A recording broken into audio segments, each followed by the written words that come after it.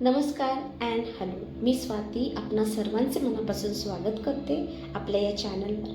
तुम्ही जर चॅनलवर नवीन असाल तर नक्की चॅनलला सबस्क्राईब करा, त्याने मला मोटिवेशन मिळेल. आणखी व्हिडिओला लाईक करा आणि शेअर करायला अजिबात विसरू नका. आज आपल्या 21 दिवस लर्निंग सिरीजचा चौथा दिवस आणि महत्त्वाची चौथी लर्निंग 2025ची. आजची आपली लर्निंग अशी आहे की कोणालाही जास्त व्यक्त होऊ नका, म्हणजेच ओव्हर शेअर करू नका, एक्सप्रेस करू नका. लहानपणापासून मी पण खूप एक्सप्रेसिव्ह आणि टॉकेटिव्ह होते. माझ्या नेचरमुळे मी जे कोणाला भेटायचं आहे, ज्यांच्यासोबत 2 दिवसाच्या वर जरी मैत्री झाली की त्यांना सर्व काही शेअर करायची. माझ्या इमोशनल स्वभावामुळे कदाचित मी खूपदा हर्ट पण झाले आणि नक्कीच तुमच्यापैकी बऱ्याच लोकांचा असा स्वभाव असेल. तुम्हीही खूप काही शेअर करत असतात तुमच्या मित्रमैत्रिणींना, तुमच्या प्रियजनांना, तुमच्या जवळच्या लोकांना, आणि ते त्याचा उपयोग तुम्हाला हर्ट करण्यासाठी करत असतील. कदाचित त्यांचं ते इंटेन्शन नसेल, पण आपल्याला हर्ट होत असेल. तर माझ्या मताप्रमाणे ओव्हर शेअरिंग केल्यानंतर जी सिच्युएशन अगदी हळूवारपणे हाताळता येऊ शकते, त्यात अनेकांच्या हस्तक्षेपामुळे, सल्ल्यांमुळे, डिस्कशनमुळे तीव्र स्वरूप ती सिच्युएशन घेते आणि आपल्या हातापलीकडे जाते. आपल्या हिलिंगच्या जर्नीमध्ये सर्वात आधी आपण आपल्या या स्वभावावरती काम केलं पाहिजे. मी जेव्हा पर्सनल सेशन घेत असते, बऱ्याच क्लायंटचा पेन पॉईंटमधला हा एक पेन पॉईंट आहे की त्यांचे जवळचे लोक त्यांच्या इन्फॉर्मेशनची शेअरिंगचा फायदा त्यांना हर्ट करण्यासाठी, दुखवण्यासाठी करतात आणि याचा त्रास जास्त क्लायंटला होतो.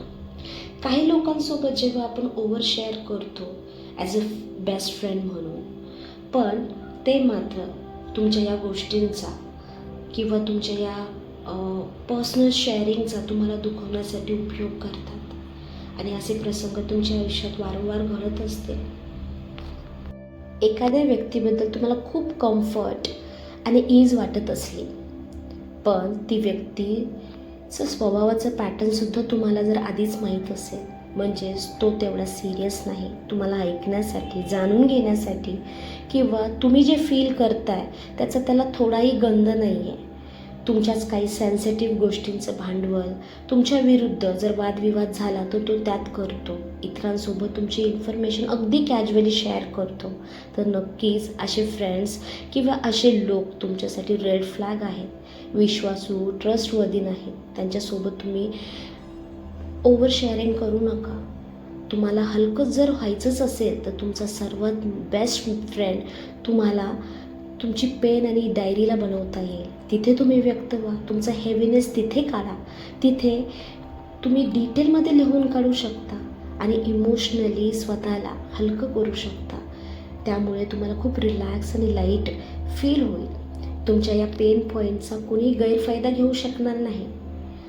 ही मला समजून घेत नाही किंवा मला जे काही सांगायचं आहे ते त्याला कळत नाही, ही माणसांबद्दलची तक्रारच उठणार नाही. आणि जेव्हा तुम्हाला पाहिजे तेव्हा तुम्ही शेअर करू शकता, कारण हा तुमचा मित्र कायम तुमच्या सोबत असणार आहे, तुम्हाला ऐकण्यासाठी. आणि सर्वात सुंदर जगातली गोष्ट आहे, 2025मधली ही खूप महत्त्वाची लर्निंग आहे.